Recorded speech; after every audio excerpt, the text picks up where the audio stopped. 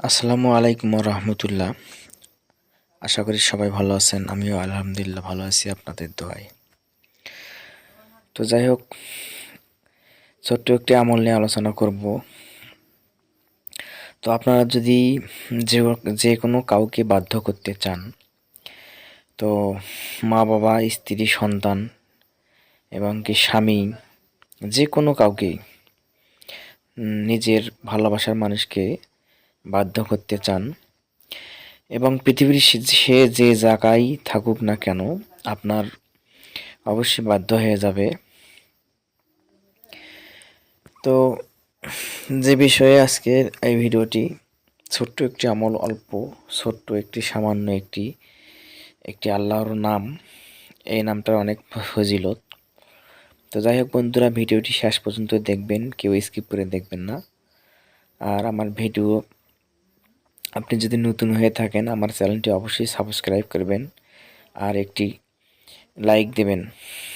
তো যাই হোক বন্ধুরা, কথা না বাড়িয়ে মূল আলোচনার দিকে চলে যাই।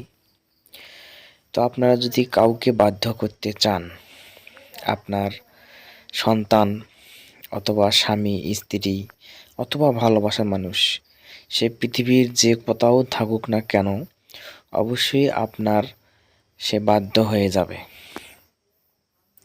তো কি কাজ করবেন সেটি আমি আপনাদেরকে আলোচনা করব এবং দেখাবো। তো আমি স্ক্রিনে আপনাদেরকে দেখাচ্ছি আল্লাহর ছোট্ট একটি নাম। সেই নামটি কিভাবে আমল করবেন আমি স্ক্রিনে দিচ্ছি। তো এখানে দেখতে পাচ্ছেন স্ক্রিনে বাংলায় লিখে দিয়েছি আমি, ইয়া ওয়াদুদু, ইয়া ওয়াদুদু। এটি আল্লাহর একটি নাম। তো এই নামের অর্থ হচ্ছে হে প্রেমময় খোদা। ইয়া ওয়াদুদু, ইয়া ওয়াদুদু। তো এটি কিভাবে আমল করবেন? তো আপনি এটি আমল করবেন একটি জায়নামাজের উপর। আপনি নামাজের যেভাবে নামাজ পড়ে সেভাবে ঠিক নামাজে বসবেন। তো আপনার সামনে আগরবাতি, মোমবাতি থাকতে হবে। আর আপনি যাকে বাধ্য করতে চান তার ছবিটি সামনে রাখতে হবে। তো আপনি ইয়া ওয়াদুদু, ইয়া ওয়াদুদু এটি পাঠ করবেন। তো 7 বার পাঠ করবেন, একবার ফু দেবেন। তো এই কাজটি 7 দিন করবেন। তো 7 বার পাঠ করবেন, একবার ফু দেবেন। আর প্রতিদিন কাজটি 99 বার করবেন। তো আপনি 7 বার পাঠ করবেন, একবার ফু দেবেন। তো এইভাবে আপনি যদি 14 বার ফু দেন, তাহলে 7 14 98 বার হচ্ছে।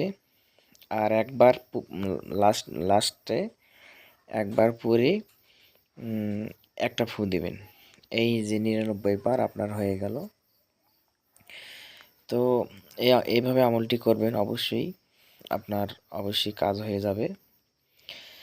তো বন্ধুরা, আমার এই ছোট্ট চ্যানেল যদি আপনারা নতুন হয়ে থাকেন, অবশ্যই আমার চ্যানেলটি সাবস্ক্রাইব করবেন, একটি লাইক দিবেন আর কমেন্ট করে আপনাদের মতামত জানাবেন। সবাই ভালো থাকবেন, সুস্থ থাকবেন। সকলকে ধন্যবাদ। আসসালামু আলাইকুম ওয়া রাহমাতুল্লাহি ওয়া বারাকাতুহু।